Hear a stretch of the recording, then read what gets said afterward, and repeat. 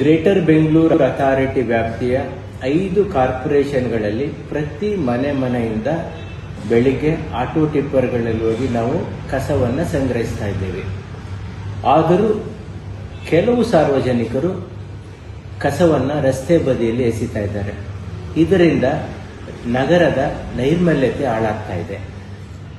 ಇಂಥ ಪ್ರಕರಣಗಳನ್ನು ತಪ್ಪಿಸುವ ಉದ್ದೇಶದಿಂದ ಇವತ್ತು ಈ ರೀತಿ ರಸ್ತೆಗೆ ಕಸ ಎಸೆದಂತ 218 ಸಾರ್ವಜನಿಕರ ಮನೆ ಮುಂದೆ ಕಸ ಸುರಿದ್ವಿ.